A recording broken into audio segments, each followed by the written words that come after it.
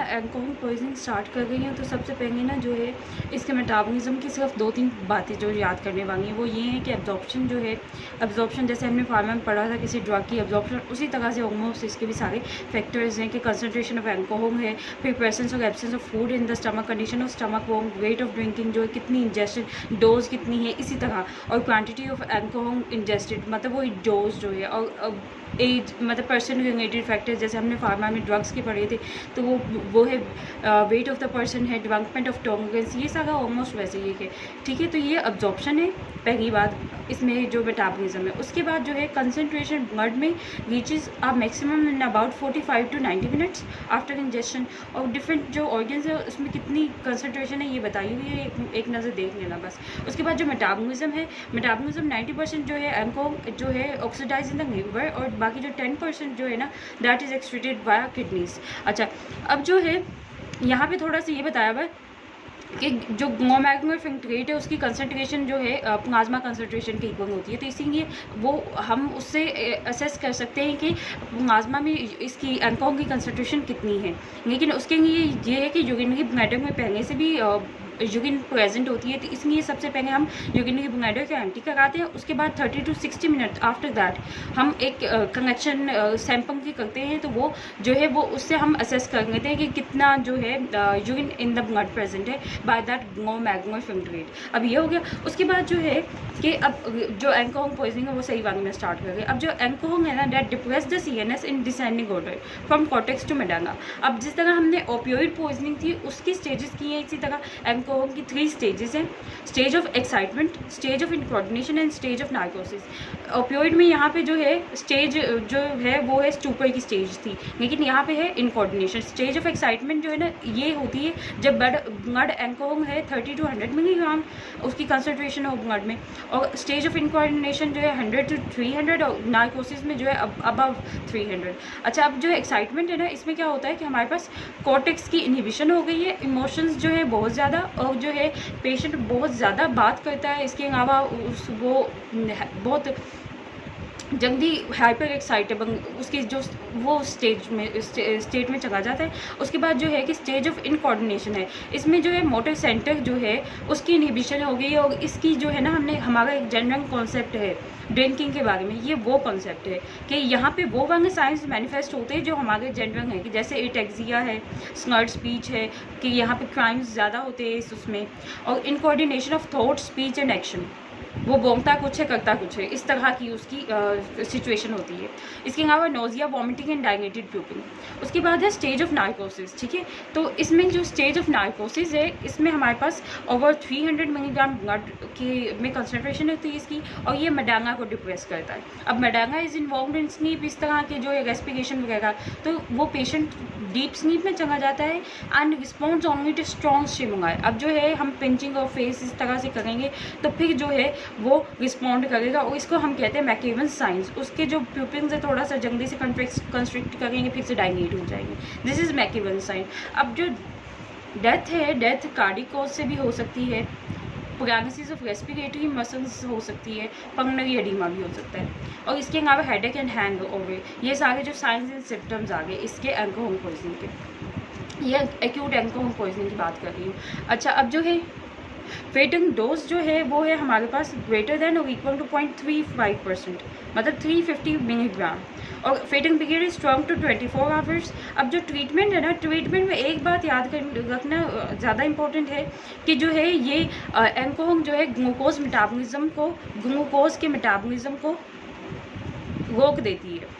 ठीक है, ये रोकती है, इसी वजह से जो है हम आइसोटोनिक सेलाइन विद 5% ग्लूकोज फ्रुक्टोज देते हैं। इसके अलावा इसे गैस्ट्रिक नवाज कर सकते हैं with 5% sodium bicarbonate in warm water.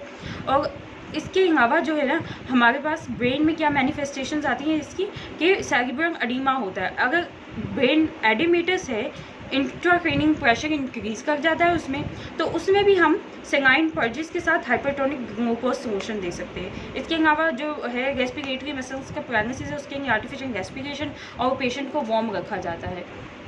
अच्छा, अब जो है उसकी पोस्टमार्टम अपीयरेंस में क्या होता है कि स्टेन्स ऑब्वियसली जो है वॉमिट या ब्लड के स्टेन्स होंगे, गाइगर मोटिस जो दैट लास्ट होंगे। इसके अलावा जो है अगर ओपन बॉडी कैविटीज़ को ओपन किया जाए स्टमक को, तो ऑर्डर ऑफ एंकोहोंग इस तरह से आता है। और ब्रेन एडिमेटस होगा। इसके अलावा जो है ना there is shrinkage of grey matter in chronic alcoholics, ठीक है।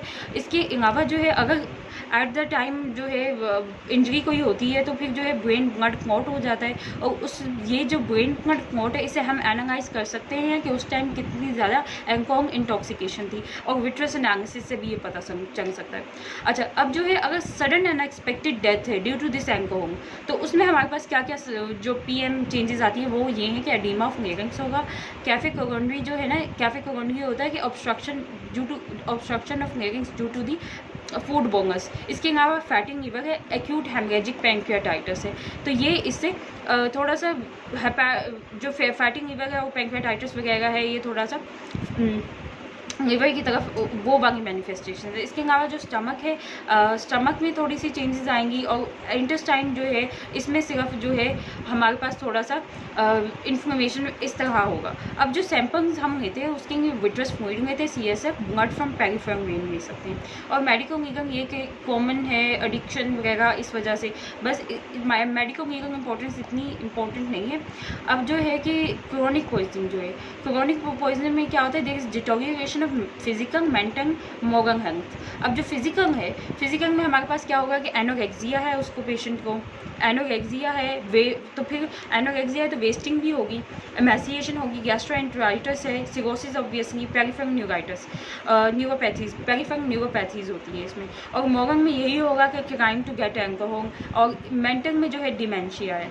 अच्छा, उसके अलावा 3 जो क्लिनिकल कंडीशंस है वो इंपॉर्टेंट है, डिलीरियम ट्रेमेंस, कोर्सिक साइकोसिस है, एंड एक्यूट हेंगोसिनोसिस। अच्छा, अब जो है ना डिलीरियम ट्रेमेंस है, ये this last for 3 to 4 days, और ये state of excitement with hallucination है डिलीरियम ट्रेमेंस में जो है। इसमें जो है ना, और इसके जो प्रेसिपिटेटिंग फैक्टर्स है ना कि डिलीरियम ट्रेमेंस कब होता है, अगर जो एक सडन बाउट ऑफ ड्रिंकिंग, बहुत ज़्यादा ड्रिंकिंग कर गए, या सडन विथड्रॉल है, या फिर कोई इन्फेक्शन है, कोल्ड है, शॉक है, तो इनकी वजह से डिलीरियम ट्रेमेंस होता है, और 3 to 4 days के लिए लास्ट करता है। और जो ये हेलुसिनेशंस होती है वो समटाइम्स दे आर ऑडिटरी, और इस पेशेंट जो है सुसाइडल हो जाता है, तो इसकी जो है इमीडिएट ट्रीटमेंट है वो ये है कि सेडेटिव्स देंगे। क्लोरप्रोमाज़िन जो है 100 मिलीग्राम 4 times a day हम इसमें देते हैं, क्लोरप्रोमाज़िन जो है। उसके बाद जो है कोर्साकॉफ साइकोसिस जो है, this last for months two years, और इसमें जो है हेलुसिनेशन होती है, डिसओरिएंटेशन होती है, मल्टीपल न्यूराइटिस, ठीक है, इसमें कोर्साकॉफ साइकोसिस में।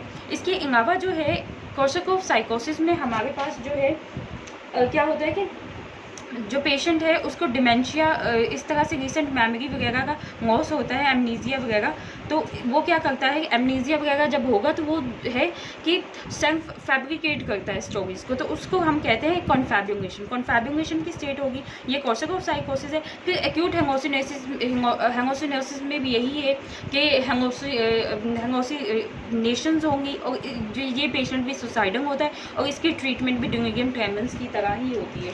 अच्छा, अब जो है इसकी जो क्रोनिक पॉइजनिंग की वैसे जो ट्रीटमेंट है ना, उसमें हम डायसल्फेरम देते हैं,